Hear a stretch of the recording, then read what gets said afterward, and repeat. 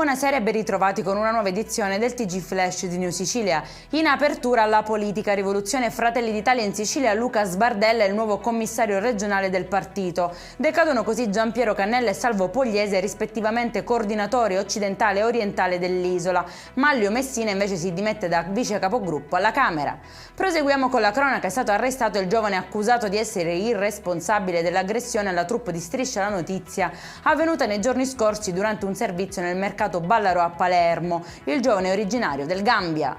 In manette anche un 61enne a Canicattì, in provincia di Agrigento, che diffondeva su tutti i social network fotomontaggi a contenuto sessualmente esplicito delle vittime al fine di ricattarle e umiliarle pubblicamente.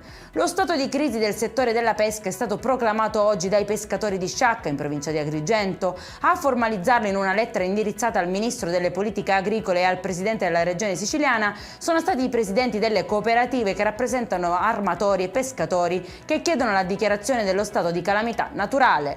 E in chiusura il meteo per la giornata di domani: nessuna allerta comunicata dalla protezione civile regionale, ma probabili piogge su ben 5 province.